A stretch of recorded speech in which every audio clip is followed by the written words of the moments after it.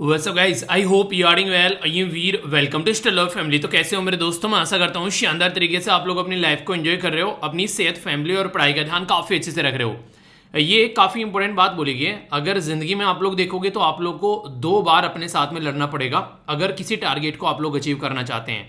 पहली बार तो तब जब आप लोग उसको मन में सोचोगे। आप लोग का मन जो है आप लोग को एक्सेप्ट ही नहीं करने देगा, कहेगा यार तेरे बस की काम ही नहीं है, तुमने आज तक ऐसा किया नहीं है तो अभी आगे कैसे कर लोगे। हमेशा हमारा माइंड जो है ना वो हमारे साथ में ऐसे खेलता है, वो हम लोग को ये बताता है कि ये काम अब तक तुमने किए तो इसलिए यही काम कर सकते हो।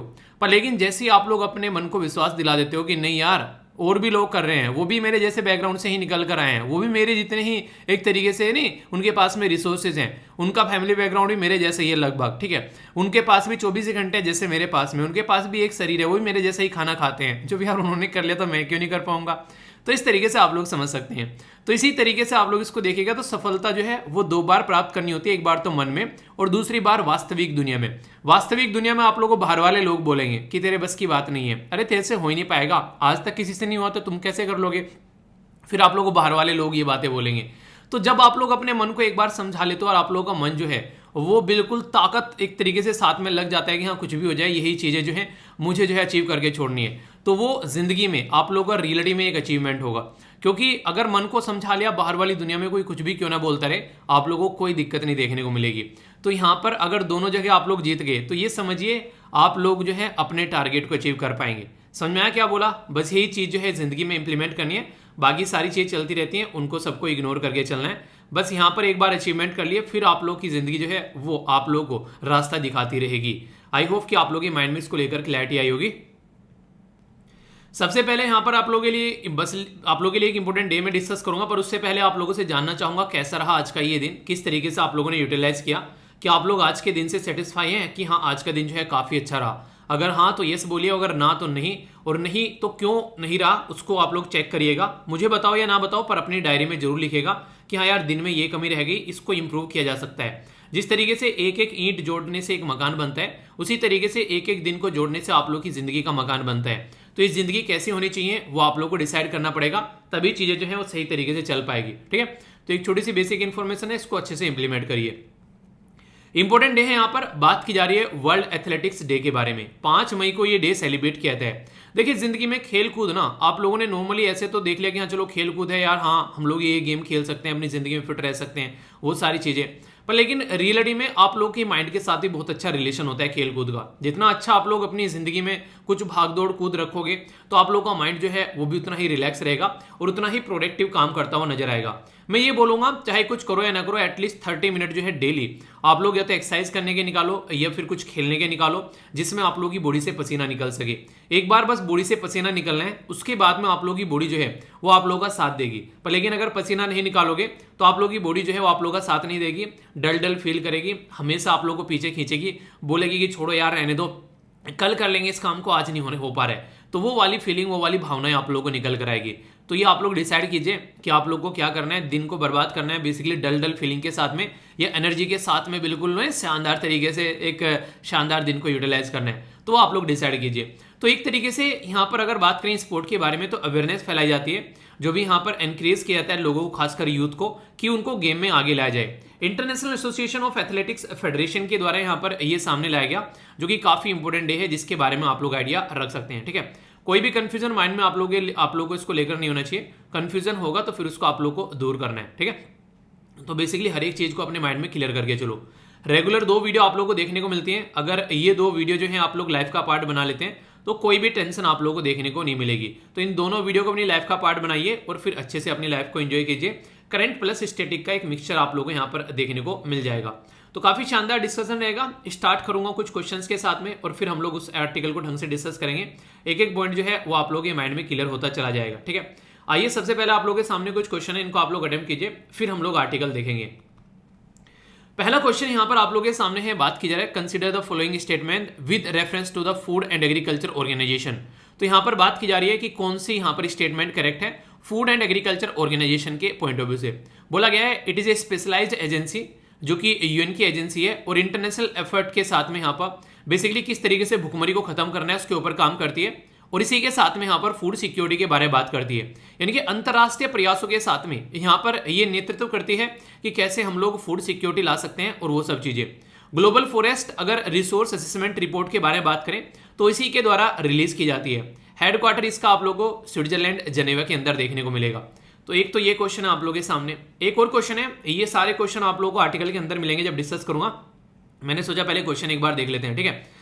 नेक्स्ट क्वेश्चन है आप लोगों के सामने, यहाँ पर बात की जा रही है स्टेट शैल एंडेवर, ठीक है, to protect the improve the environment and safeguard forest and the wildlife. ये कहाँ पर मेंशन है, यानी कि राज्य की रेस्पॉन्सिबिलिटी है कि वो एक तरीके से प्रोटेक्ट करे, यहाँ पर सेफगार्ड करे चीजों की। तो उसमें यहाँ पर कहाँ पर लिखा हुआ है, ये बात की जा रही है fundamental right, fundamental duty, DPSP या फिर none of the above. Common sense से क्वेश्चन का आंसर आप लोग कर सकते हैं, ये भी इसी आर्टिकल के अंदर मैं डिस्कस करूंगा काफी डिटेल में। तीसरा क्वेश्चन आप लोगों के सामने बात की जा रही है कि अरेंज करो, यहाँ पर क्या अरेंज करना है, बात की जा रही है arrange the following state in the descending order with reference to the forest cover, यानी कि कहाँ पर फॉरेस्ट कवर कितना पाया जाता है उसको आप लोगों को यहाँ पर अरेंज करना है, ठीक है। यानी कि कहाँ पर फॉरेस्ट कवर यानी कि जंगल है वो ज्यादा पाया जाता है और कहाँ पर कम पाया जाता है, ये उसके हिसाब से आप लोग यहाँ पर एक तरीके से वो करना है, अरेंज करना है, ठीक है। तो देखता हूं ये क्वेश्चन भी यहाँ डिस्कस करेंगे काफी डिटेल में। एक और क्वेश्चन है इसी से रिलेटेड, यहाँ पर यूनियन टेरिटरी को आप लोगों यहाँ पर बेसिकली परसेंटेज के रेफरेंस में रेज करना है कि कितना परसेंटेज फॉरेस्ट कवर आप लोगों यहाँ पर देखने को मिलता है। तो ये भी एक काफी इंटरेस्टिंग क्वेश्चन है यहाँ पर, मेघालय, अंडमान निकोबार, मिजोरम या लक्षद्वीप। तो ये सारे के सारे क्वेश्चन जो है वो इसी आर्टिकल के अंदर मैं डिस्कस करूंगा, जिससे कि आप लोग अच्छे से आर्टिकल को समझ पाए, इसलिए स्टार्टिंग में मैंने क्वेश्चन आप लोग को बता दिए। हालांकि इनमें से कई सारे पॉइंट जो है मैं ऑलरेडी डिस्कस कर चुका हूं, तो कोशिश करो कि क्वेश्चन का आंसर आप लोग दे सको, ठीक है, जिससे कि चीजें जो है आप लोग अच्छे से अंडरस्टैंड कर सको। चलिए तो आगे चलते हैं। ये जो आर्टिकल है डाउन टू अर्थ मैगजीन के अंदर काफी शानदार तरीके से कवर किया गया, और यहाँ पर वर्ल्ड जो फॉरेस्ट 2022 में बोला जा रहा है 10% ऑफ टोटल फॉरेस्ट एरिया जो है अर्थ का वो लॉस्ट कर चुका है 30 साल के अंदर, यानी कि लास्ट 30 साल में यहाँ पर हम लोग लगभग 10% अपनी पृथ्वी पे से जंगल को खत्म कर चुके हैं। तो अगर इसी पैटर्न में चलते रहे तो जल्दी ही हम लोगों को यहाँ पर बहुत सारी प्रॉब्लम झेलनी पड़ेंगी। आप लोगों को पता है अभी हम लोगों ने बातें की है कि कॉन्फ्रेंस ऑफ पार्टी में 2070 तक का हम लोग कार्बन न्यूट्रल बनेंगे। भैया ऐसे तो ना बन पाएंगे, अगर इस तरीके से कार्बन न्यूट्रल बनते तो फिर तो वही बात है, जो इंसान पढ़ता नहीं है वही सबसे पहले टॉप करता। तो ये वाली बातें आप लोग यहाँ पर देखने को मिलेगी। तो ध्यान से सुनिएगा पूरा का पूरा आर्टिकल। जो क्वेश्चन आप लोगों को मैंने 4 पूछे अभी, उनके सबके आंसर आप लोगों को इस वीडियो के अंदर मिलेंगे, बेसिकली इस आर्टिकल के अंदर, ठीक है। आगे बढ़ते हैं। बेसिकली इस आर्टिकल के अंदर बहुत सारे आर्टिकल इंक्लूडेड हैं, कई सारे आर्टिकल फॉरेस्ट के बारे में बात करूंगा। वैसे तो न्यूज तो छोटी सी थी, पर लेकिन जो स्टैटिक पोर्शन में आप लोग को बताऊंगा वहां पर कॉन्स्टिट्यूशन का एंगल भी बताऊंगा और चीजें आप लोग बहुत सारी समझ पाएंगे। यूपीएससी प्रीलिम्स जीएस पेपर 3 के साथ में आप लोग कनेक्ट कर सकते हैं इन्वायरमेंट और फॉरेस्ट वाले एरिया के साथ में। ये जो बेसिकली अभी हम लोग यहाँ पर बात कर रहे हैं, ये किसके बारे में बात कर रहे हैं, बात करें यहाँ पर किसके बारे में, the state of world forest. ये बेसिकली है एक तरीके की एक एडिशन है इसका रिपोर्ट का, इसके बारे में हम लोग बात करेंगे। तो यानी कि 2022वां जो संस्करण है the state of world forest, तो ये इसका संस्करण है, इसके द्वारा कई सारी बातें बताई गई है। इसने ये बोला है कि अभी अगर हम लोग बात करते हैं तो 420 मिलियन हेक्टेयर अप्रोक्सीमेट लगभग 10.34% जो है, लगभग आप लोग मोटे मोटे तौर पर बोले तो 10% जो है वो लास्ट 30 सालों में फॉरेस्ट जो है वो खत्म हो गए। ये रिपोर्ट जो है ये वर्ल्ड फॉरेस्ट्री जो कांग्रेस है उसके द्वारा प्रिपेयर की गई, और यहाँ पर बात की किस तरीके से यहाँ पर हम लोग जो है आज के डेट में कंडीशन खराब चल रही है। जो यहाँ पर ग्रीन रिकवरी और इसी के साथ में इन्वायरमेंटल क्राइसिस है, ये हम लोग को समझना पड़ेगा। अभी मैंने आप लोगों को बताया किस तरीके से हम लोग प्रॉब्लम फेस कर रहे हैं। तो यहाँ पर रिपोर्ट में क्या क्या बातें लिखी गई हैं जो कि आप लोग आंसर राइटिंग में भी यहाँ पर यूज कर सकते हैं। 420 मिलियन हेक्टेयर जो है यहाँ पर लॉस्ट हो चुका है 1990 से लेके 2020 तक का। मैंने 30 साल बताया ना, तो 30 साल में यहाँ पर इतना खत्म हो चुका है। वैसे पूरी पृथ्वी के ऊपर अगर बात करेंगे तो 4.06 बिलियन यानी कि 31% जो पृथ्वी है जियोग्राफिकल एरिया, उस पर नॉर्मली फॉरेस्ट पाए जाते हैं। इसको हालांकि 33% करने की बात की जाती है, बाकी बहुत सारे देशों में काफी कम आप लोगों को देखने को मिलेगा। तो ये सारी प्रॉब्लम सबसे ज्यादा निकल कर आती है। अगर बात करें डिफोरेस्टेशन का मतलब क्या होता है, पेड़ों की कटाई। जो हम लोग पेड़ों की कटाई करते हैं वो सबसे ज्यादा यहाँ पर प्रॉब्लम क्रिएट कर रहा है। अभी आप लोगों ने कुछ दिनों पहले सुना होगा कि ब्राजील के जो अमेजन फॉरेस्ट है उनके जंगलों को जो है उड़ा दिया गया मतलब उनके जंगलों को काट पीट कर खत्म किया जा रहा है। क्यों? क्योंकि वहां पर चाहते हैं वहां के प्रेसिडेंट और लोकल एरिया के लोग कि एग्रीकल्चर यानी कि खेती की जा सके। अगर इस तरीके से जिसको पृथ्वी का लंग कहा जाता है वो जंगल भी इस तरीके से कटेंगे तो फिर क्या दिक्कतें देखने को मिलेगी वो आप लोग समझ सकते हैं। तो इसकी वजह से यहाँ पर बोला जा रहा है कि 10 मिलियन हेक्टेयर जो है फॉरेस्ट वो लॉस्ट हो रहे हैं यहाँ पर एवरी ईयर बिटवीन 2015 से लेके 2020 तक का। यानी कि जो ये मैंने आप लोगों को बताया ना यहाँ पर ये वाले 420 मिलियन हेक्टेयर ये खत्म हो गए। ये तो चलो फिर भी आराम आराम से हो रहे थे पिछले टाइम में, पर लेकिन 2015 से लेके जो 20 तक का भी टाइम चला है ना, इसमें भाई साहब ताबड़तोड़ तरीके से सारे जंगल काटे गए। और ये जो जंगल है इस तरीके से काटे जा रहे हैं कि कोई सोच भी नहीं रहा है कि हम लोग अपनी ही जिंदगी, यानी कि हम लोग उसी पेड़ को काट रहे हैं जिस पेड़ की टहनी पर हम लोग बैठे हुए हैं, ऐसा आप लोग समझ सकते हैं। 47 मिलियन हेक्टेयर तो प्राइमरी फॉरेस्ट खत्म कर दी यहाँ पर। अब आप लोग बोलेंगे प्राइमरी फॉरेस्ट क्या होते हैं? चलिए एक बार सोचिए प्राइमरी फॉरेस्ट क्या होंगे। अगर आप लोगों से कोई पूछ ले वैसे ही, मतलब मजाक में, या फिर आप लोगों से कोई, अगर आप लोगों का ज्योग्राफी आप लोगों का ऑप्शनल सब्जेक्ट है, तो इंटरव्यू में आप लोगों से क्वेश्चन पूछेंगे कि भाई साहब ये बताओ प्राइमरी फॉरेस्ट क्या होते हैं, तो आप लोग क्या आंसर दोगे प्राइमरी फॉरेस्ट के बारे में? तो देखता हूं कौन सी आंसर यहां पर देता है। अभी मैं आप लोगों को डिटेल में एक्सप्लेन करूंगा पूरे प्राइमरी फॉरेस्ट, टेंशन मत लेना। तो बात की जा रही है 2000 से लेके 2020 तक का 47 जो यहां पर मिलियन हेक्टेयर प्राइमरी फॉरेस्ट खत्म हो गए, और मोर देन 700 जो मेगा हेक्टेयर यहां पर ये लगभग इसी के साथ में 80% यहां पर टोटल फॉरेस्ट एरिया ये आप लोग खत्म होते हुए नजर आएंगे। यानी कि एक तरीके से यहां पर जो प्रोटेक्ट करने लायक थे, यहां पर उन में कोई इंसान भी नहीं जाता था, वो भी खत्म हो गए। मैं आप लोगों को समझाता हूं, यहां पर एक मिनट ध्यान से सुनिएगा। प्राइमरी फॉरेस्ट क्या होता है? प्राइमरी फॉरेस्ट वो फॉरेस्ट होते हैं जहां पर नेटिव स्पीसीज होती है, यानी कि लोकल जंगल होते हैं, और वहां पर कोई ज्यादा एक तरीके से ह्यूमन एक्टिविटी नहीं होती है, यानी कि ऐसे जंगल जहां पर ह्यूमन नहीं रहते जाते हैं, और स्पेशली यहां पर कोई ज्यादा डिस्टर्बेंस भी उनके अंदर नहीं होता है। यानी कि वो बड़े बड़े जंगल जहां पर कोई भी काम नहीं चल रहा है, जो बिल्कुल प्रोटेक्टिव है। जैसे अगर मोटे मोटे तौर पर बताऊं, अवतार मूवी आप लोगों ने देखी होगी, अवतार मूवी के सीन आप लोगों को याद आ रहे हैं, कुछ इस तरीके से जंगलों के साथ में यहां पर कनेक्ट थे, और ये जंगलों के प्राणी, इनको आप लोग जानवर ही बोल सकते हो एक तरीके से। बाहर की दुनिया के इंसान नहीं है जो कि जंगलों को काटते हैं, ये जंगलों से प्यार करने वाले, जंगलों के साथ में कनेक्ट लोग यहां पर नजर आते हैं। तो ये प्राइमरी फॉरेस्ट में रहने वाले लोग हैं यहां पर। बेसिकली प्राइमरी फॉरेस्ट है जहां पर बाहर की दुनिया का कोई ज्यादा इंपैक्ट नहीं है, मतलब जिसके ऊपर इंपैक्ट नहीं है, वो भी हम लोगों ने यहां पर 47 मिलियन खत्म कर दिया। इससे आप लोग एक अंदाजा लगा सकते हैं कि हम लोग किस कैटेगरी में यहां पर चल रहे हैं। यानी कि जिसको हम लोग बोले ना, हम लोगों ने बर्बाद नहीं किया, जिसको हम लोगों ने टच नहीं करना चाहिए, वो भी हम लोगों ने इतना टच कर डाला। तो इतने टची हो रहे हैं हम लोग यहाँ पर जंगलों के साथ में। इस तरीके से चीजें आप लोग यहाँ पर देखने को मिलेगी। और इंपॉर्टेंट बात है अगर मैं आप लोगों को यहाँ पर बताऊं, देखिए रिपोर्ट जो है वो यहाँ पर सबसे ज्यादा खतरनाक तो चीजें ये बता रही है कि डिग्रेडेशन एंड द फॉरेस्ट, जो यहाँ पर एक तरीके से डिग्रेडेशन, यानी कि एक तरीके से जो बायोडाइवर्सिटी जो है वो रिमेन डिग्रेड रह रही है, और फॉरेस्ट डिग्रेडेशन यहाँ पर होता जा रहा है। इसके चलते दिक्कतें देखने को मिल रही है। तो इसी पैटर्न में अगर हम लोग चलते रहे, अनलेस एडिशनल एक्शन अगर कोई ले गए, यहाँ पर 289 मिलियन हेक्टेयर फॉरेस्ट जो है वो डिफॉरेस्ट किए जाएंगे 2016 से लेके 2050 तक का अलोन। और इसकी वजह से 169 ये गीगाटन कार्बन डाइऑक्साइड जो है वो आप लोग एमिशन यहां पर देखना मिलेगा। यानी कि बोला यह जा रहा है कि जो टारगेट रखे गए ना अलग अलग देशों के द्वारा 2070 तक का ये खत्म कर देंगे और वो कर देंगे, ये कोई भी अचीव नहीं होने वाला है। अगर जिस स्पीड में आप लोग जंगलों की कटाई कर रहे हैं, तो ये आप लोगों को समझना पड़ेगा। तो जंगलों की कटाई नहीं करनी है, इसकी वजह से सारे जिस भी तरीके जंगल हैं यहाँ पर बेसिकली डिफिकल्टी हो गई है रिकवर करने में। जो भी यहाँ पर एक तरीके से कार्बन एमिशन जो जितना हो रहा है उसकी वजह से काफी सारी दिक्कतें निकल कर आ रही है, और ये आगे आने वाले टाइम में और ज्यादा बढ़ता हुआ नजर आएगा। और जितना ज्यादा कार्बन एमिशन बढ़ेगा उतना ही ज्यादा टेम्परेचर बढ़ेगा, और जितना ज्यादा टेम्परेचर बढ़ेगा उतना ही ज्यादा ग्लोबल वार्मिंग आप लोग को देखने को मिलेगी। जितना ही ज्यादा ग्लोबल वार्मिंग बढ़ेगी उतना ही ज्यादा हर एक लेवल पर इंपैक्ट पड़ता हुआ नजर आएगा, चाहे वो हेल्थ के बारे में बात कर लीजिए, चाहे वो एग्रीकल्चर के बारे में बात करिए, और चाहे वो आप लोग किसी भी एरिया के बारे में बात करिए। खासकर अगर पृथ्वी के ऊपर यहाँ पर इन्वायरमेंट या फिर आप लोग फ्लोरा एंड फ्यूना, पेड़ पौधे फूल पत्तियां, हर एक जगह आप लोगों को इंपैक्ट पड़ता हुआ नजर आएगा। तो इसको हम लोग को सोचना पड़ेगा। अगर हम लोग इसको नहीं सुधारेंगे तो फिर ये हमको सुधार देगा, ऐसा आप लोग बोल सकते हैं। यानी कि नेचर के साथ में जितना खिलवाड़ हम लोग करेंगे उतना ही ज्यादा दिक्कतें हम लोग को यहाँ पर देखने को मिलने वाली हैं। जो नेक्स्ट बात मैं आप लोगों को यहाँ पर बताने वाला हूँ, ये बात सुनकर तो आप लोग थोड़े हैरान भी हो जाओगे। आज के डेट में अगर हम लोग बात करते हैं, यहाँ पर बात की जा रही है एक जो रिपोर्ट है यहाँ पर इसके द्वारा आज की डेट में, कि अभी रिसेंटली 15% जो अभी पिछले कुछ टाइम में जो 250 के करीब नई नई जो बीमारियां निकल कर आई है जिसको हम लोग झेल रहे हैं, उसमें से 15% ऐसी हैं जिनका फॉरेस्ट के साथ में डायरेक्ट लिंक है। यानी कि फॉरेस्ट से वो बीमारी यहाँ पर निकल कर आ रही है। 30% जो न्यू डिजीज है यहाँ पर रिपोर्ट की गई है 1960 से, वो सारी जंगलों के जो जंगल को हम लोग डिफोरेस्टेशन कर रहे हैं और लैंड यूज कर रहे हैं जंगलों में घुस कर, उससे वो बीमारी निकल कर आ रही है। यानी कि कई सारी महामारी अभी जो आप लोगों को रिसेंटली देखने को मिल रही है, जैसे डेंगू फीवर हो गया, मलेरिया हो गया, इनका डायरेक्ट और इनडायरेक्ट आप लोगों का कनेक्शन जो है वो जंगलों के साथ में देखने को मिलेगा। यानी कि ये जो जंगल हम लोग काट रहे हैं, इनडायरेक्ट वे में हम लोग बहुत सारी बीमारियों को अपने पास से बुला रहे हैं, और ये बीमारी जो है इस लेवल पर बढ़ेंगी कि हम लोग खुद जो है इनके नीचे पिसते हुए नजर आएंगे। एनुअल ग्लोबल कंजप्शन जो है ऑल नेचुरल जो रिसोर्सेज हैं अगर उनको आप लोग कंबाइन कर देते हैं तो बात की जा रही है एक्सपेक्टेड है कि मोर देन डबल।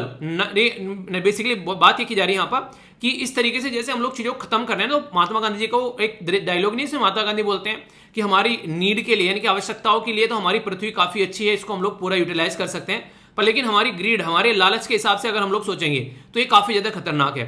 तो नीड के हिसाब से अगर यूटिलाइज करेंगे तो बेस्ट है, पर लेकिन ग्रीड के हिसाब से नहीं। तो ये बात की जा रही है कि अभी फिलहाल जितना हम लोग यूज कर रहे हैं 92 बिलियन टन हम लोग यहां पर यूज कर रहे हैं जो पृथ्वी के नेचुरल रिसोर्सेज हैं, उनको आने वाले टाइम में 2060 में अगर इसी स्पीड से हम लोग बढ़ते रहे तो ये 190 बिलियन यूज करना स्टार्ट कर देंगे, यानी कि लगभग डबल के करीब हम लोग इनको यूज करेंगे। और इसकी वजह से जो बायोमास एक्सटेंशन है वो भी यहां पर जो अभी आप लोगों को 24 के करीब देखने को मिल रहा था, ये 44 होगा। देखिए होता क्या है, आज के दिन में आप लोगों ने पेड़ काटे, ठीक है, आप लोगों ने यहां पर कोई भी काम किया, पर लेकिन आप लोगों ने क्या किया, यहां पर उसको रिप्लेस नहीं किया। पेड़ काटे तो पेड़ लगा दिए, तो आप लोगों ने रिफोरेस्टेशन नहीं किया, बस डिफोरेस्टेशन किए जा रहे हैं। तो डिफोरेस्टेशन करने की वजह से पेड़ खत्म होते चले जाएंगे, पर लेकिन आगे पेड़ नहीं लगाएंगे तो आने वाले टाइम में दिक्कतें देखने को मिलेगी। गार्बेज इतना निकल कर आ रहा है जिसकी कुछ नहीं है, कूड़े के बड़े बड़े पहाड़ बना दिए हम लोगों ने, अल्कोहल के लिए कहीं कुछ किसी चीज के लिए हम लोग बेसिकली इनको यूज कर रहे हैं। और ये ऐसी चीजें जो हम लोग बना रहे हैं इनसे और ज्यादा हम लोग क्या कर रहे हैं, एक तरीके से कार्बन डाइऑक्साइड हम लोग रिलीज कर रहे हैं। तो ये कार्बन डाइऑक्साइड जो एनवायरमेंट में जा रही है इनडायरेक्ट वे में जितना हम लोग ये चीजें निकाल रहे हैं उतना ही ज्यादा हम लोग टेम्परेचर बढ़ा रहे हैं। और ऐसे ही अगर पैटर्न में चलते रहे तो ये टेम्परेचर बढ़ते बढ़ते ऐसा होगा कि पृथ्वी जो है वो आग का गोला बनेगी। वरना इलोन मस्क वाली बात फिर याद आएगी, चलो मंगल ग्रह पर चलते हैं, थोड़ा कुछ रहने की जगह खोज लेते हैं, क्योंकि पृथ्वी तो हम लोगों ने रहने लायक छोड़ी नहीं। तो ये सिचुएशन हम लोग को अभी से समझनी पड़ेगी, क्योंकि वही बात होगी फिर पछताए क्या करे जब चिड़िया चुग गई खेत। तो वो वाली बातें हैं। अभी यहाँ पर एक इंपॉर्टेंट ऑर्गेनाइजेशन है जिसका नाम है फूड एंड एग्रीकल्चर ऑर्गेनाइजेशन, ठीक है। इसके द्वारा भी यहाँ पर कई सारी बातें बताई गई है। इसके डायरेक्टर जनरल कौन है पहले आप लोग ये बताइए। बेसिक चीजें मैं आप लोगों को यहाँ पर बता देता हूँ। फूड एंड एग्रीकल्चर ऑर्गेनाइजेशन जिसको FAO आप लोग बोलते हो, ये यूनाइटेड नेशन की स्पेशलाइज एजेंसी है। इसी बहाने से एक एजेंसी भी आप लोग की कवर हो रही है इस आर्टिकल के अंदर में। ये सारी स्टैटिक चीजें हैं, आर्टिकल के अंदर कुछ नहीं है, ये सारी चीजें एक्स्ट्रा आप लोग को बताई जाती हैं जो कि एग्जाम में क्वेश्चन आप लोग के बनते हैं डायरेक्ट। इसीलिए जब आप पेपर दे के आते हो ना, बोलते हो सर सारे क्वेश्चन लग रहा था आपने बना रखे हैं, वो यहीं से निकल कर आते हैं। और हम लोग क्लास में पढ़ते हैं सारे क्वेश्चन, तो ऐसा लगता है कि यहाँ पर क्योंकि वो इस तरीके से आप लोगों की पढ़ाई कराई जाती है तो उसको आप लोग लेकर चलिए, ठीक है। अगर बात करें यहाँ पर, ये basically let there be a bread, ये इसका मोटो है यहाँ पर, और ये भुखमरी को खत्म करने का टारगेट रखते हैं। हेडक्वार्टर रोम इटली के अंदर देखने को मिलेगा। 16 अक्टूबर 1945 में इसको क्यूबिक कनाडा के अंदर बनाया गया था, 16 अक्टूबर 1945, ठीक है। रिलीज की जाती है इसके द्वारा रिपोर्ट। तो आप लोगों से एक रिपोर्ट के बारे में क्वेश्चन कई बार बन जाते हैं कि रिपोर्ट किसके द्वारा प्रस्तुत की जाती है। तो याद रखिएगा, रिपोर्ट जो है ग्लोबल फॉरेस्ट रिसोर्स असेसमेंट के बारे में बात करें तो ये जो प्रस्तुत की जाती है ये यहाँ पर प्रस्तुत की जाती है फूड एंड एग्रीकल्चर ऑर्गेनाइजेशन के द्वारा। तो यहाँ से इंपॉर्टेंट क्वेश्चन जो है वो आप लोग पकड़ सकते हैं, ठीक है। डायरेक्ट एग्जाम में क्वेश्चन आप लोगों के बन जाएंगे, तो आप लोगों के माइंड में कोई भी क्लैरिटी नहीं रहेगी अगर कोई ऐसी रिपोर्ट के बारे में आप लोगों से पूछा जाता है। तो ये तो हो गया यहाँ पर इसके बारे में। तो ये बोल रही है यहाँ पर कि हमारे पास में टाइम नहीं बचा है, जिस पैटर्न में हम लोग चल रहे हैं तो हम लोग 1.5 डिग्री सेंटीग्रेड अगर टेम्परेचर नहीं कर पाए तो हम लोग कैसे गरीबी को घटा पाएंगे, कैसे हम लोग इस टेम्परेचर को घटा पाएंगे, और कैसे हम लोग दूसरों का फ्यूचर जो है आने वाले जनरेशन को सेव कर पाएंगे। तो इसके चलते यहाँ पर हम लोग को फोकस करना पड़ेगा, डिफोरेस्टेशन को रोकना पड़ेगा और फॉरेस्ट को मेंटेन करना पड़ेगा और एफोरेस्टेशन करना पड़ेगा। क्योंकि ग्लासगो में जो कॉन्फ्रेंस ऑफ पार्टी 26 हुई थी, जिसके बारे में मैंने आप लोगों से डिस्कस भी किया था, उसमें हम लोगों ने क्या बातें की थी, उसमें ये तो बातें की थी कि कैसे हम लोग को अपनी पृथ्वी को सेव करना है। तो उसको सेव करने के लिए हम लोग को काम भी करना पड़ेगा, क्योंकि सपनों में कुछ नहीं होता है। रिस्टोर करना पड़ेगा डिग्रेडेड लैंड को, और इसी के साथ में एक्सपोर्ट करनी पड़ेगी एफोरेस्ट्री। जहां जहां से जंगल उड़ा चुके हैं हम लोग यहाँ पर और अपने काम धंधे स्टार्ट कर दिए, वहां पर फिर से जंगल लगाने पड़ेंगे। इसी के साथ में फॉरेस्ट को कैसे यूज करना है और कैसे यहाँ पर ग्रीन वैल्यू चेन बनानी है वो हम लोग को सोचना पड़ेगा। हमारी बहुत सारी SLV फैमिली मेंबर जो है वो भी पेड़ लगा रही है। मैं आप लोगों को बोलता हूँ SLV आर्मी प्लांटिंग ट्री, तो हैशटैग ये लिखकर SLV आर्मी प्लांटिंग ट्री। तो आप लोग ये कर मुझे ट्विटर पर या फिर फेसबुक पर आप लोग टैग कर सकते हैं। अगर आप लोग पेड़ लगाते हैं तो अच्छा लगता है यार, आप लोग लगाया करो पेड़ जरूर। और ये आप लोग मेरे लिए फीस भी मान सकते हो उसको, अगर आप लोगों को लगता है कि फीस पे करनी है तो मेरी फीस है ये, ठीक है। जब भी टाइम मिले आप लोगों को कोई ना कोई पेड़ लगा दिया करो यार। आप लोग जन्मदिन पर पेड़ लगा सकते हो, ठीक है। कोई खुशी का मौका है जिंदगी में, उसके ऊपर पेड़ लगा सकते हो। जब भी आप लोगों को मन करे एक पेड़ लगाओ जरूर कम से कम, तो पृथ्वी को हरा भरा बनाने में आप लोग अपना कंट्रीब्यूशन दे सकते हो, ठीक है। तो ये है बेसिकली जो कि आप लोग कम से कम अपनी साइड से कर सकते हो यहाँ पर। तो ये बातें हैं। तो ये कई सारी चीजें मैंने आप लोगों को यहाँ पर स्टैटिक बता दी। रिपोर्ट के अलावा भी आप लोगों को यहाँ पर ये चीजें बताई हैं जो मैंने अभी यहाँ पर एक ऑर्गेनाइजेशन के बारे में। अब थोड़ा सा मैं आप लोगों को यहाँ पर बताऊंगा कुछ और इंपॉर्टेंट बातें, जैसे यहाँ पर कॉन्स्टिट्यूशन एंगर आप लोगों को मैं बताऊंगा। अगर बात करें हम लोग को पेड़ पौधों को प्रोटेक्ट करना है, तो यहाँ पर अगर कॉन्करेंट लिस्ट में जाओगे आप लोगों को यहाँ पर 7th शेड्यूल के अंदर में यहाँ पर कॉन्स्टिट्यूशन के अंदर में देखने को मिलेगा, जिसके बारे में हम लोग बात करते हैं। फॉरेस्ट कहाँ रखा हुआ है, कोई पूछ ले डायरेक्ट आप लोगों से, तो कॉन्करेंट यानी कि समवर्ती सूची के अंदर रखा हुआ है। और समवर्ती सूची कैसी होती है, जहां पर यूनियन और यहां पर जो स्टेट दोनों मिलकर कानून बना सकते हैं। तो यानी कि फॉरेस्ट दोनों के लिए है। क्या आप लोग बोलोगे क्या स्टार्टिंग से समवर्ती सूची के अंदर रखा हुआ है? नहीं, ये यहां पर 42वां संविधान में संशोधन किया गया था 1976 में, तब यहां पर इसको इसके अंदर लाया गया है। इससे पहले ये स्टेट की लिस्ट में हुआ करता था, पर लेकिन इंदिरा गांधी जी को लगा कि स्टेट जो है वो अकेले काम नहीं कर पाएंगे और उनके द्वारा इमरजेंसी लगाएगी। उस टाइम पर यहां पर 42वां संविधान में संशोधन करके ये सारा माल मसाला जो है वो अपने अंदर यानी कि एक तरीके से अपने कंट्रोल में लाने की कोशिश की गई है। तो ये तो यहां पर बेसिकली ये इंपॉर्टेंट पॉइंट आप लोग याद रखिएगा कि इसको यहां से कहां से लेकर आ गया, स्टेट से इसको दोनों के कंट्रोल में आ गया, सेंटर के भी स्टेट के, क्योंकि समवर्ती सूची में आ गई। अब पॉइंट नंबर 2 यहां पर आप लोगों को देखने को मिलेगा, आर्टिकल 51 आप लोगों के लिए यहां पर लाया गया, और ये भी 1942 में ही बेसिकली 1976 में 42nd यानी कि 42 कॉन्स्टिट्यूशन अमेंडमेंट करके ही लेकर आया गया। इसमें फंडामेंटल ड्यूटीज बना दी गई है आप लोगों की।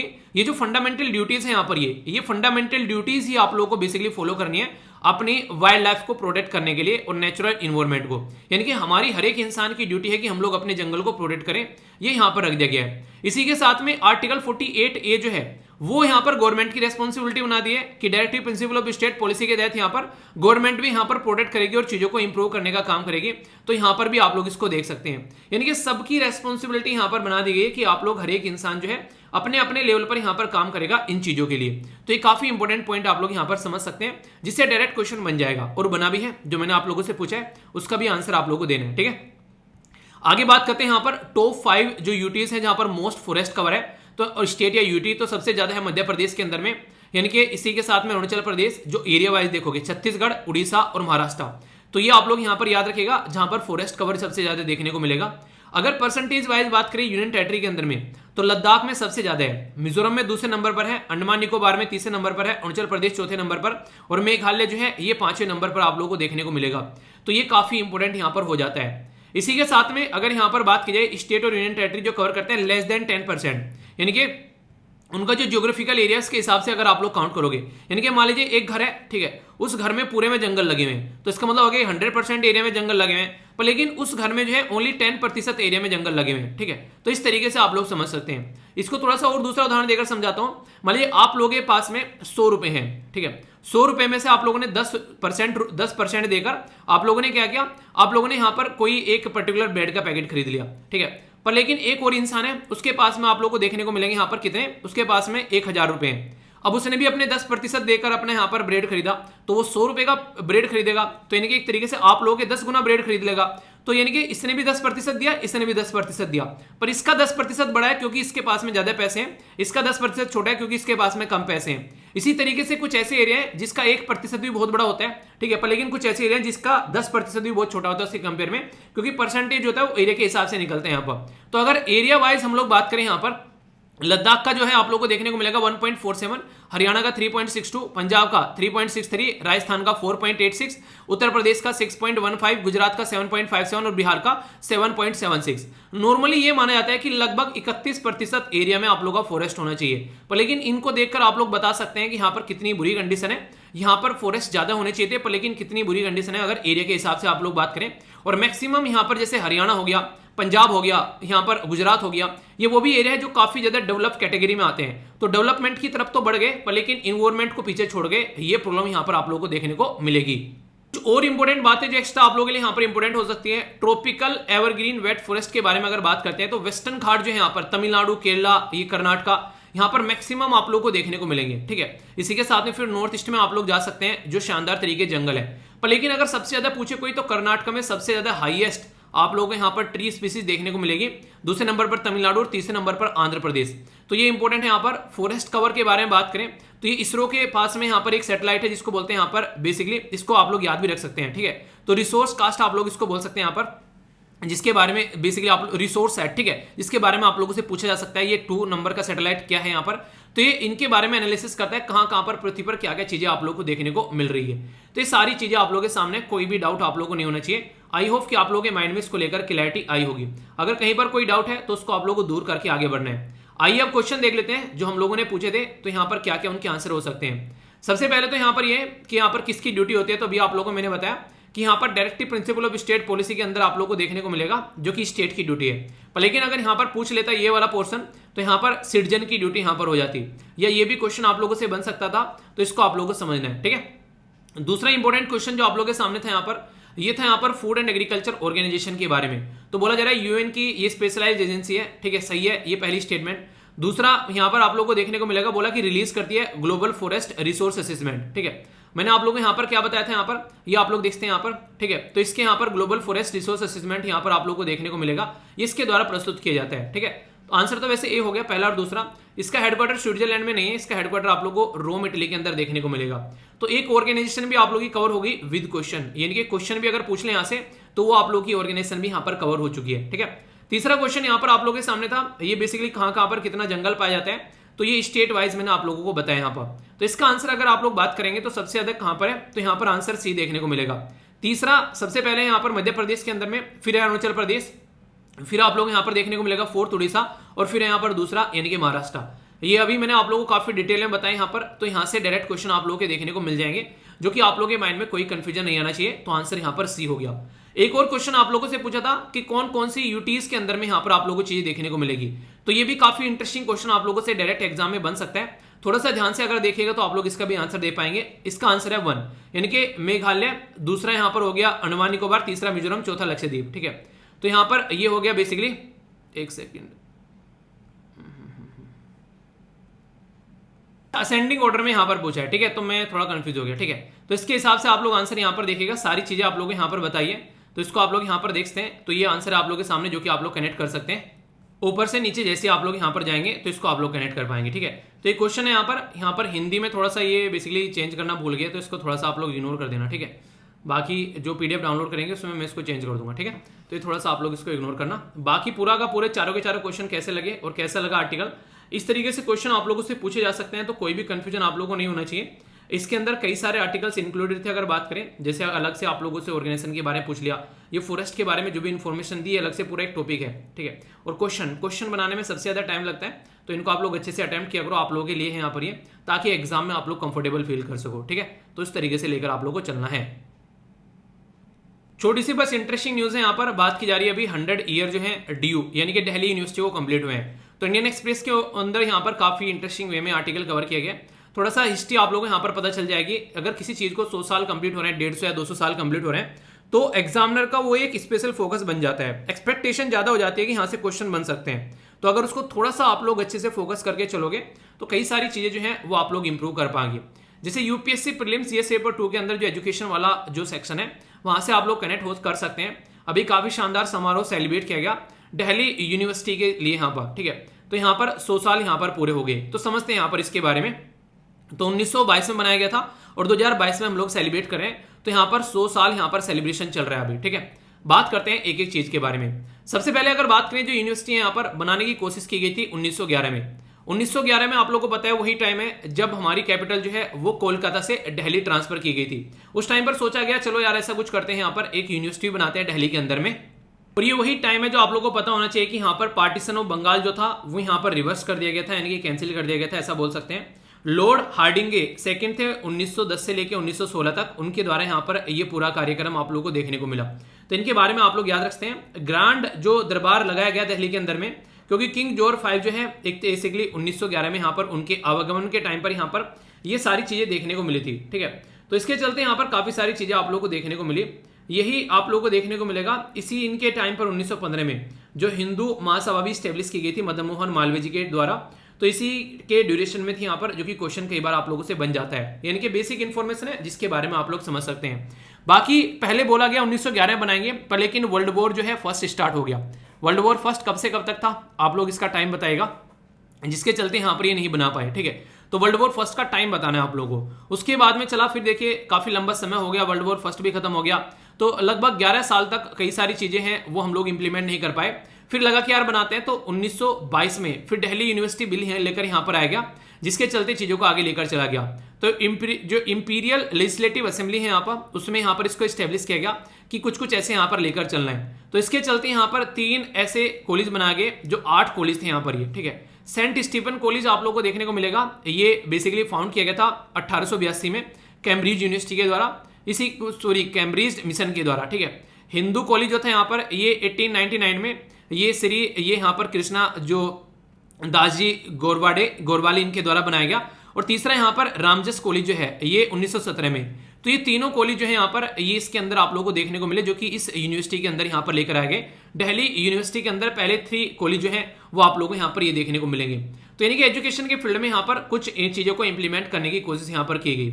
इसी के साथ में यहाँ पर बिल जो है पास किया गया फरवरी 22 में काउंसिल ऑफ स्टेट के द्वारा। इसके साथ में यहाँ पर अगर बात करें असेंबली के द्वारा 22 में और काउंसिल ऑफ स्टेट के द्वारा 28 में। और अप्रैल 6 को यहाँ पर वायसराय के द्वारा इसको एसेंट दे दिया गया। जैसे गवर्नर नहीं होते आज के डेट में, या फिर आप लोगों को प्रेसिडेंट देखने को मिलेंगे, वो बिल को एसेंट देते हैं, ऐसे ही यहाँ पर आप लोगों को देखने को मिलेगा। तो ड्यू एक्ट जो था वो फोर्स में आ गया मई 1 2022 में। वायसराय लॉर्ड जो यहाँ पर लॉर्ड रिंग थे, यहाँ पर आगे चलकर आप लोगों को दूसरे वायसराय देखने को मिलेंगे लॉर्ड रेडिंग। तो यहाँ पर ये फर्स्ट चांसलर बनाए गए और हरि सिंह गौर जो है ये फर्स्ट वाइस चांसलर बनाए गए।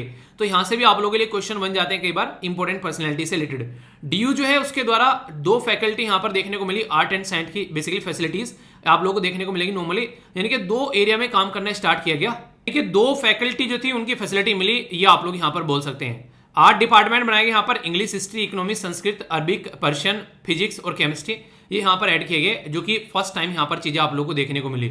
तो इसके अभी 100 साल पूरे हुए हैं, तो यहाँ से क्वेश्चन आप लोगों के लिए बन सकता है। एक क्वेश्चन भी मैंने आप लोगों के लिए बनाया है यहाँ पर, विच ऑफ द फॉलोइंग जो यहाँ पर ईयर है, कई बार पूछा जा चुका है कि हम लोगों ने कलकत्ता से दिल्ली अपनी कैपिटल ट्रांसफर की, ठीक है। तो ये आप लोगों को क्वेश्चन यहाँ पर बताना है। 1909 में, 1910 में, 1911 में, 1912 में। तो अभी मैंने आप लोगों को यहाँ पर पढ़ाया काफी डिटेल में यहाँ पर। तो ये कब था यहाँ पर, तो ये था 1911, ठीक है। तो कोई भी डाउट आप लोगों के माइंड में इसको लेकर नहीं होना चाहिए। डायरेक्ट अगर क्वेश्चन बन जाता है तो आप लोगों के माइंड में इसको लेकर क्लैरिटी होनी चाहिए।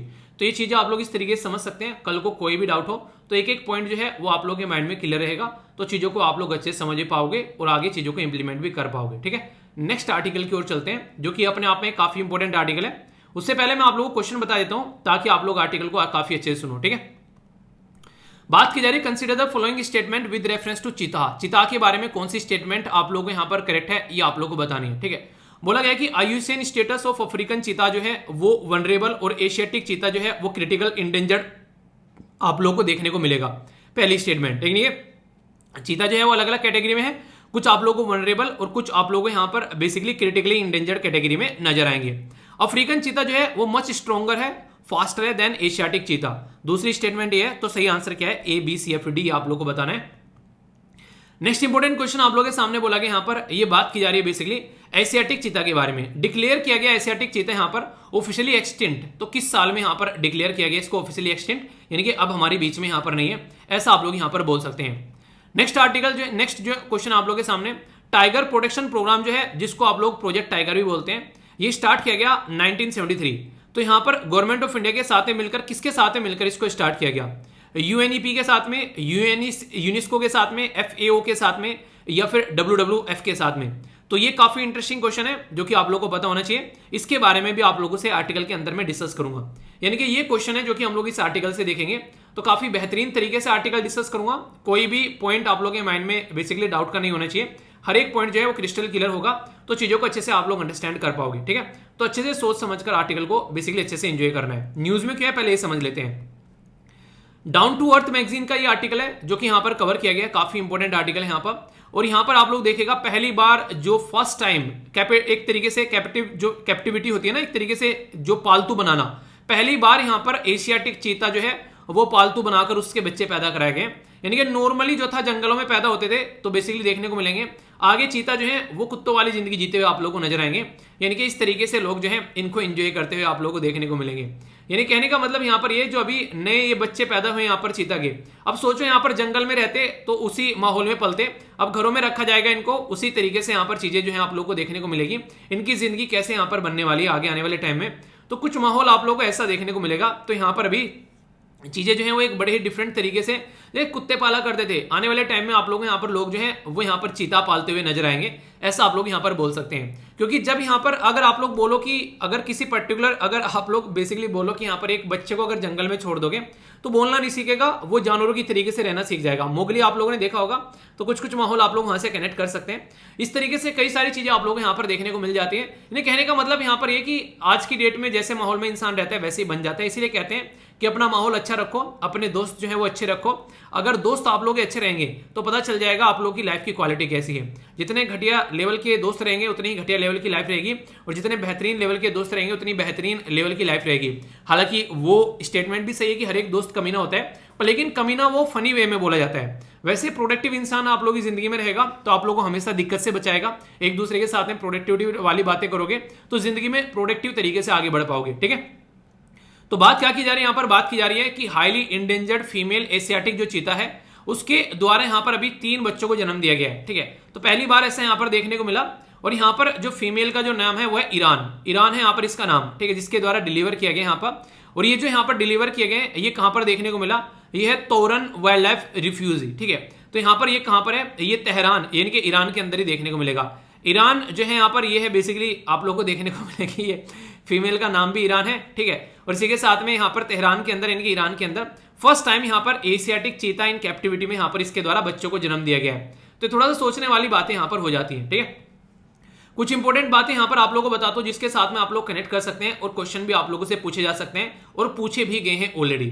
तो एशियाटिक चीता जो है यहां पर एक तरीके से पूछे, इनका साइंटिफिक नेम है, तो यहां पर एसिनोनिक्स जो जुबेटस आप लोगों को देखने को मिलेगा, एसिनोनिक्स जुबेटस। ठीक है, तो ये इसका साइंटिफिक नेम है, और ये एक तरीके से फास्टेस्ट एनिमल है जो कि पृथ्वी पर पाया जाता है। जैसे इंसानों में फास्टेस्ट कौन था यहां पर अब तक, ये बेसिकली नाम क्या था, उसेन बोल्ट। ठीक है, आप लोगों ने कई बार सुना होगा।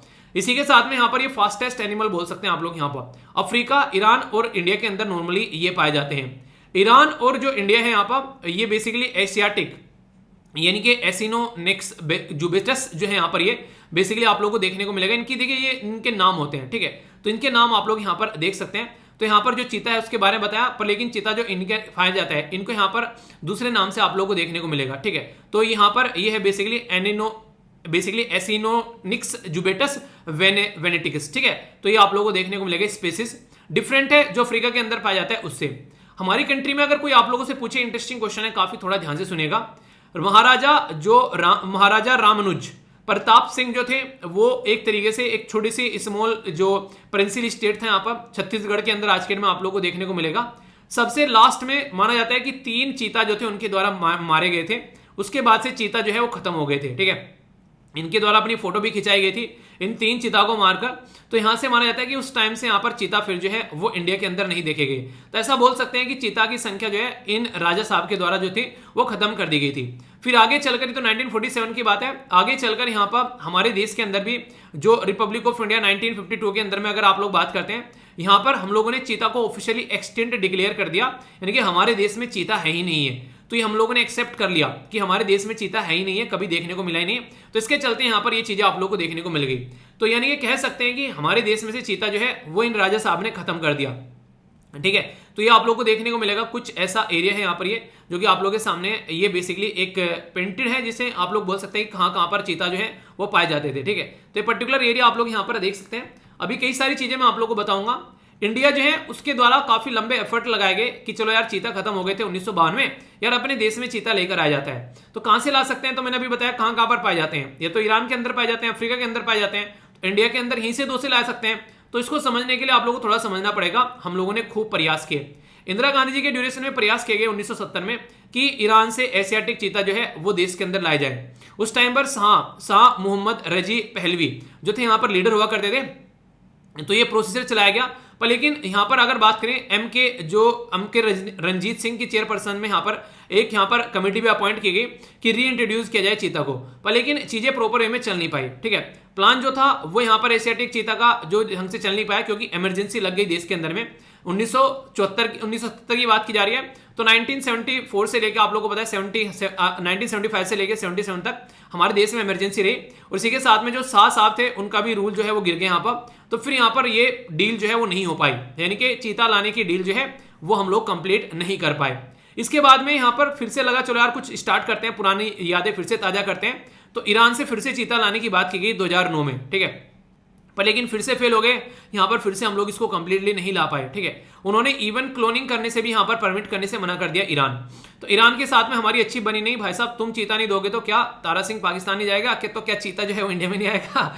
तो वो वाली बात इंडिया ने थाम ली और इंडिया ने बोला कि ठीक है, अगर तुम चीता नहीं दोगे तो हम लोग चीता कहीं और से लेकर आएंगे। तो इंडिया जो है वो चीता के बारे में बात करें तो साउथ अफ्रीका और नामीबिया, तो यहां से हम लोग चीता जो है वो लेकर आ रहे हैं। और हमारी कंट्री में कन्हू पालपुर नेशनल पार्क और wild life sanctuary Madhya Pradesh में आप लोगों को देखने को मिलेगा, जहां पर हम लोग चीता जो है वो इंट्रोड्यूस कर रहे हैं। यानी कि अब हम लोग नामीबिया और यहां से चीता लेकर आ रहे हैं। यानी कि इन्होंने मना कर दिया। तो पहले चीता लाने थे ईरान से, ठीक है, ईरान से डिप्लोमेसी चीता लाने की थी, वो हमारी फेल हो गई।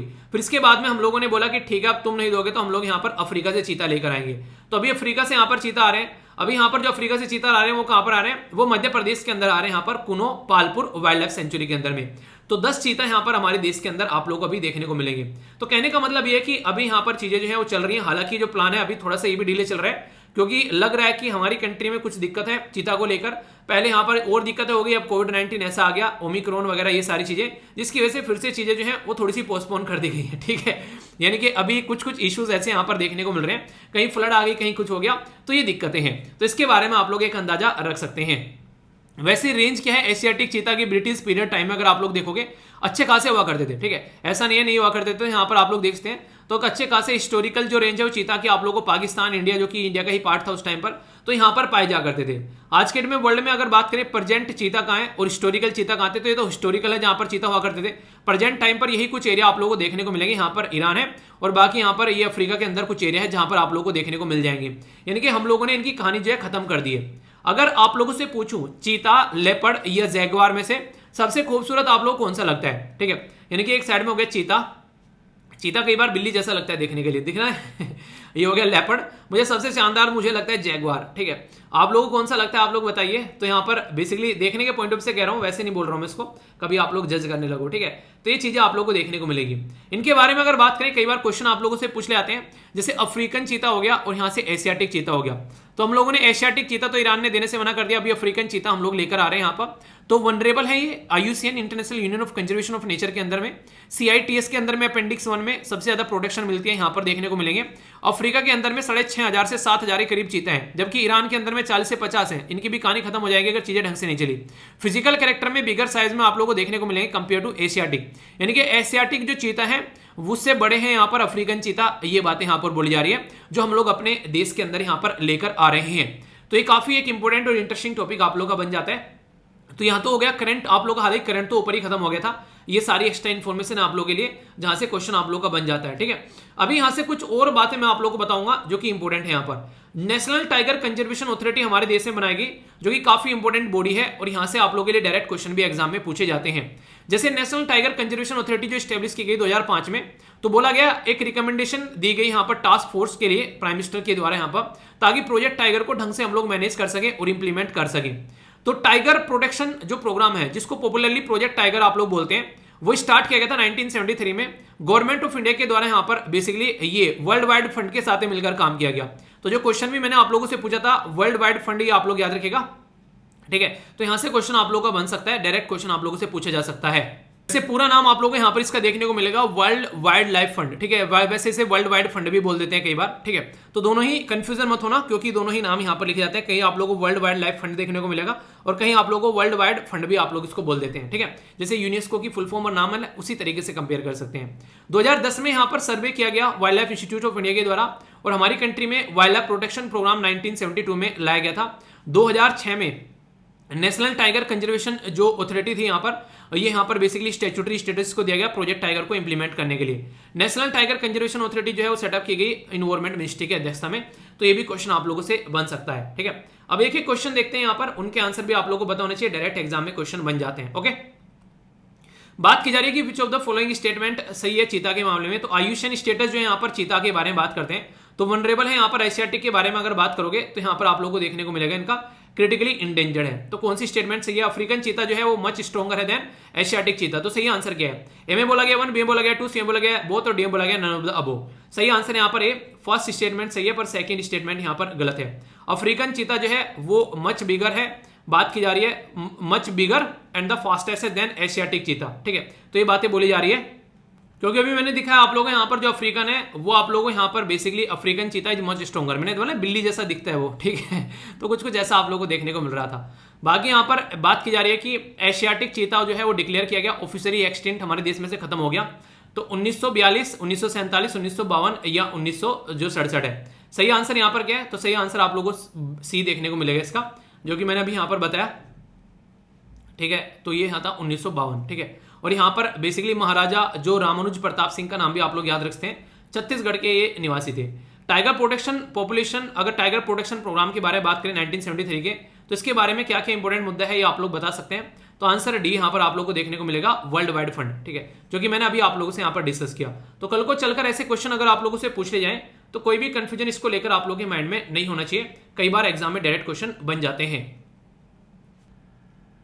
इंटरेस्टिंग ये टॉपिक है। यहाँ पर महाराष्ट्र के अंदर में जो अभी बेसिकली जेल के अंदर लोग कैदी बंद हैं उनके लिए यहाँ पर स्कीम लॉन्च की गई है, लोन स्कीम। तो इसके बारे में हम लोग समझते हैं क्या क्या इंपॉर्टेंट है। यहाँ पर UPSC prelims GS paper 2 government policy के अंदर आप लोग कनेक्ट कर सकते हैं। महाराष्ट्र डिपार्टमेंट ऑफ प्रिजनर जो भी यहाँ पर लॉन्च करता है एक लोन स्कीम फॉर द जो इनमेट्स हैं जो कि सर्व कर रहे हैं sentence in jail across the state, यानी कि जेल के अंदर जो है उनको लोन दिया जाएगा। अब वो देखते हैं क्या क्या किस तरीके की चीजों को लेकर चला जा रहा है। स्कीम का जो नाम है यहाँ पर, ये भी आप लोगों से कई बार पूछा जाता है किसका क्या है इसका, तो जिवाल जो है, जो बेसिकली जिवला स्कीम का नाम यहाँ पर रखा गया है, ठीक है। तो जिवला है स्कीम का नाम, जो कि महाराष्ट्र स्टेट कोऑपरेटिव बैंक के द्वारा यहाँ पर ऑफर की जा रही है। तो ये इंट्रोड्यूस की गई है जो प्रिजनर एक यारवाड़ा जेल के अंदर इन पुणे के अंदर में, और ग्रेजुअली यहाँ पर लगभग 60 जो प्रिजन है अक्रॉस द स्टेट 60 जेल है वहां पर इसको इंप्लीमेंट किया जाएगा, ऐसा आप लोग इसको बोल सकते हैं। आप लोग बोलोगे यार उनको लोन की क्या जरूरत पड़ रही है, वो बेचारे वैसे ही जेल में पड़े हुए हैं, बेचारे कुछ तो खतरनाक होंगे हालांकि, लेकिन क्या इनको जरूरत पड़ेगी यहाँ पर। तो आप लोग समझ सकते हैं कि थोड़ा सा सोच समझकर ही काम किया गया। सबसे पहले तो ये जो स्कीम है देश की पहली स्कीम है, अब तक यहाँ पर कोई भी ऐसी स्कीम नहीं थी, ठीक है। इसका मतलब ये कि जब ये जेल से बाहर निकलेंगे तो उस टाइम पर इनकी जिंदगी जो है वो उसको रिहेबिलिट करने में हेल्प करेंगे, यानी कि उस टाइम पर उनके पास में अपना कुछ पैसा होगा जिससे अपनी जिंदगी को ये स्टार्ट कर पाएंगे। दो क्रेडिट स्कीम है जिसका नाम है यहाँ पर जिवला, ठीक है। इसका मीनिंग है बेसिकली अफेक्शन, ठीक है, इन मराठी। तो यहाँ पर एक तरीके से ये लॉन्च की गई है ताकि यहाँ पर चीजों को सुधारा जा सके, और एक तरीके से यहाँ पर उनके लिए है जिनका सेंटेंस जो है मोर देन 3 ईयर है, ठीक है, ऐसा नहीं कि सबके लिए है। तो मेजोरिटी जो है यहाँ पर एक तरीके से यहाँ पर इनको मिल पाएगी, तो कल को चलकर यहाँ पर इनकी जिंदगी ठीक से चल पाएगी, ठीक है। बिना सोर्स ऑफ इनकम के दिक्कत हो जाती है और बाहर जाने के बाद में कोई जॉब भी नहीं देता है, तो कई सारे इशू यहाँ पर निकल कर आ जाते हैं। इनिशियल फेज में जो लोन है यहाँ पर ये 50,000 के लिए दिया जाएगा 7% इंटरेस्ट रेट पे, और आगे चलकर यहाँ पर चीजों को देखा जाएगा कैसे चीजों को लेकर चलना है, ठीक है। तो प्रिजनल वेलफेयर फंड जो है यहाँ पर एक तरीके से फंड भी आप लोगों को देखने को मिलेगा, जिसके चलते यहाँ पर चीजों को बिना किसी मोर्टगेज एक तरीके से बोल सकते हैं, बिना किसी गारंटी या बिना किसी एक तरीके से चीजों को गिरवी रखे हुए ये फंड मिलेगा। कार लेने जाते हैं तो कार के कागज बैंक को देने पड़ते हैं, घर लेने जाते हैं तो घर के कागज आप लोगों को बैंक को देने पड़ते हैं, तब चीजें आप लोगों की चल पाती है। अगर बात करें यहाँ पर इसके बारे में, तो लोन फॉर एजुकेशन, उनके बच्चों के लिए मेडिकल फैसिलिटी, ये सारी चीजें भी यहाँ पर मिल पाएंगी। तो बैंक ऑफिशियल जो है वो यहाँ पर 75% जो एप्लीकेशन जो है वो बेसिकली यहाँ पर दिए जा रहे हैं। एक तरीके से आप लोग समझ सकते हैं 75% जो एप्लीकेशन थे यहाँ पर वो एग्रीकल्चर पर्पज के लिए आए यहाँ पर, ठीक है। यानी कि एक तरीके से आगे चलकर बहुत सारे लोग ऐसे हैं खेती के पॉइंट ऑफ से चीजों को देख रहे हैं, तो यानी कि सबका अपना अपना तरीका है जिसके बारे में आप लोग यहाँ पर समझ सकते हैं, ठीक है। कुछ बातें अगर मैं यहाँ पर आप लोगों को बताऊं तो यहाँ पर prisoner statistics in India report के हिसाब से चलें, ये क्वेश्चन पूछा जा सकता है किसके द्वारा प्रस्तुत की जाती है, तो इसके बारे में डिटेल में डिस्कस करूंगा। दिसंबर 2019 से लेकर 2020 तक का जो हमारी कंट्री में ऑक्यूपेंसी जो है वो रिड्यूस हुई है मार्जिनली। 120% यहाँ पर पहले थे, अभी 118% जो है जेल के अंदर में कैदी कम हुए हैं कोविड-19 के चलते। पेंडेमिक ईयर जो है विटनेस नियरली ये 9 लाख मोर अरेस्ट देन द 2019, ठीक है। कम करने की बात की थी पर बहुत सारे और भी हरकतें देखने को मिली। दिसंबर 2020 में अगर बात करें 7,124 मोर लोग जो हैं वो जेल में गए एज कंपेयर टू दिसंबर 2019। अगर बात करें अंडर ट्रायल के बारे में, प्रिजनर के बारे में, तो आप लोग यहाँ पर इनको समझ सकते हैं कि क्या क्या चीजें यहाँ पर देखने को मिल रही हैं। तो इसके लिए भी काफी इंपोर्टेंट यहाँ पर पॉइंट बन जाता है। 76% इन दिसंबर 2020 इंक्रीज हो गए यहाँ पर अर्ली 69% से, तो यानी कि एक तरीके से कोविड-19 के टाइम पर दिक्कतें देखने को मिली। स्टेट वाइज अगर सिनेरियो के बारे में बात करेंगे, सबसे ज्यादा आप लोगों को उत्तर प्रदेश, फिर सिक्किम, फिर उत्तराखंड में यहाँ पर फिगर जो है सामने निकल कर आई, जिसके चलते यहाँ पर ऑक्यूपेंसी रेट है 177, 174, 169 सबसे ज्यादा यहाँ पर, यानी कि जेल कम है और कैदी ज्यादा है। केरला में 110 से 183 हुआ, पंजाब में 103 से 178 यानी कि 78 हुआ, हरियाणा में 106 से 195, कर्नाटका में 105 से 98, अरुणाचल प्रदेश में 106 से 76, मिजोरम में 106 से 65, यानी कि यहाँ पर घटा है बल्कि इन तीनों राज्यों में बढ़ा है, ऐसा आप लोग यहाँ पर बोल सकते हैं, ठीक है। तो ये बेसिक इन्फॉर्मेशन है जिससे अगर क्वेश्चन बन जाए तो आप लोगों के माइंड में क्लैरिटी होनी चाहिए, कल को अगर कोई आप लोगों से बातें कुछ पूछे तो। अभी इंटरेस्टिंग चीज यहां पर यह है कि 4926 फॉरेनर जो है वो भी जेल के अंदर में डाले गए हैं 2020 में, एज पर अगर बात करें 5203 ये 2019 में थे और 5157 2018 में थे। रीजन क्या है, 20 में कोविड-19 लग गया तो कम आए हैं फॉरेनर, तो इसलिए यहाँ पर कम जेल में गए। ठीक है, कई सारे फॉरेनर आप लोगों को देखने को मिलते हैं। फॉरेनर के नाम पर ये मत सोचा करो सब अच्छे आते हैं, कई सारे गलत तरीके के लोग भी आते हैं जो देश के अंदर उल्टी सीधी हरकतें करते हैं। ठीक है, इंडिया के अंदर अगर बात करें तो यहाँ पर कंट्री के अंदर तो 4.83 lakh by the end of 2020 ये एनसीआरबी बता रही है यहाँ पर, जो कि यूनियन होम मिनिस्ट्री के अंडर में काम करती है। ये अगर बात करें यहाँ पर 4926 प्रिजनर जो है ये फॉरेनर है नेशनली 2020 में, ये अभी मैंने आप लोगों को बताया, जिसमें से आप लोगों को यहाँ पर मेल और फीमेल दोनों देखने को मिलेगी। ठीक है, तो ये काफी इंपॉर्टेंट है यहाँ पर। अमंग द फॉरेनर अगर बात करें कहां से क्या क्या चीजें हैं बेसिकली, तो नेशनल प्रिजनर 23% जो है ये एक तरीके से कई सारे कन्विक्टेड हैं और ये बताया गया कई सारे अंडर ट्रायल हैं जिनको हिरासत में लिया गया है। सबसे ज्यादा बांग्लादेश के हैं, दूसरे नंबर पर नेपाल के देखने को मिलेंगे, फिर नाइजीरिया के हैं और म्यांमार के आप लोगों को नजर आएंगे। तो ये इंटरेस्टिंग क्वेश्चन आप लोगों के लिए यहाँ से बन सकता है। ठीक है, तो कोई एग्जाम में पूछ ले तो कंफ्यूजन नहीं होना चाहिए। अब यहाँ से इंपॉर्टेंट क्वेश्चन आप लोगों के लिए बन सकता है, एक बेसिकली ऑर्गेनाइजेशन के बारे में कवर करूंगा जिसको बोलते हैं national crime record bureau, NCRB. National crime record bureau जो है यहाँ पर ये काफी इंपॉर्टेंट बॉडी है जो कि यहाँ पर डिफाइन करती है इंडियन पिनल कोड और स्पेशल लोकल कानून के हिसाब से अगर कोई गलत काम करता है तो उसको यहाँ पर एक तरीके से क्रिमिनल माना जाता है। एनसीआरबी का हेडक्वार्टर न्यू दिल्ली में है और ये पार्ट है मिनिस्ट्री ऑफ होम अफेयर का। इसको बेसिकली बनाया गया था 1986 में, उस टाइम पर ये ministry of home affair task force और नेशनल पुलिस कमीशन को मर्ज कर यहाँ पर बनाया गया। ठीक है, यानी कि ये एक दूसरे को मर्ज किए गए और इसके अंदर में अगर बात करें तो directorate of coordination and police computer जो inter state criminal data branch of CBI और इसी के साथ में सेंट्रल जो फिंगरप्रिंट्स ब्यूरो ऑफ सीबीआई ये भी यहाँ पर इसके अंदर देखने को मिले। कौन है यहाँ पर एनसीआरबी का डायरेक्टर, ये आप लोग बताइए।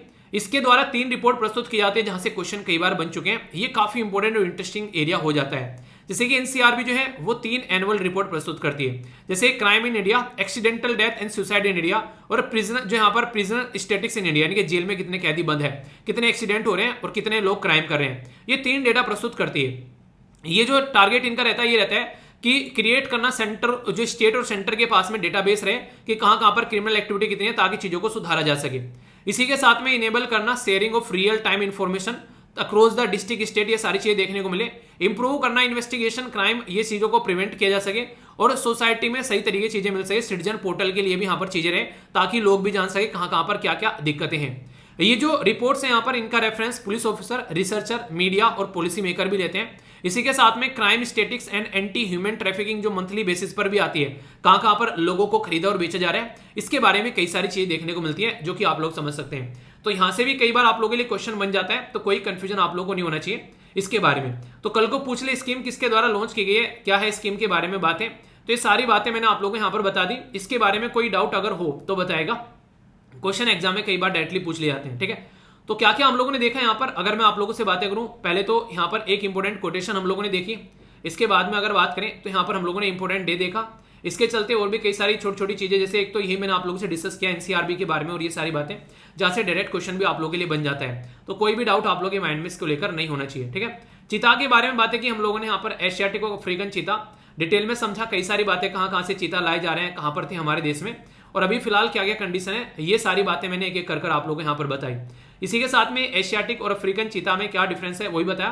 क्वेश्चन जो है सबसे इंपॉर्टेंट पार्ट रहता है डिस्कशन का, जो कि आप लोग की प्रिपरेशन को एक सही डायरेक्शन देता है। ये आप लोग जरूर अटेम्प्ट किया करो। ठीक है, और कैसा लगता है क्वेश्चन देखकर ये भी आप लोग जरूर बताया करो। ठीक है, इसी के साथ में अगर बात करें यहाँ पर हम लोगों ने बेसिकली डाउन टू अर्थ का मैगजीन का यहाँ पर था ये रिपोर्ट फॉरेस्ट के बारे में यहाँ पर बात की, जिसके चलते मैंने कई सारे क्वेश्चन भी आप लोगों से पूछे और कई सारी बेसिक इन्फॉर्मेशन यहाँ पर हम लोगों ने डिस्कस की।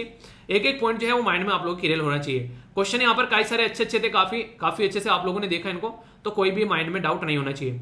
डीयू यूनिवर्सिटी के बारे में हम लोगों ने बातें की, इसकी हिस्ट्री आप लोगों से पूछी जा सकती है, कॉलेज के बारे में और कब बनाया गया, और एक क्वेश्चन देखा, थोड़ा सा हिस्ट्री भी हम लोगों ने यहाँ पर जानी।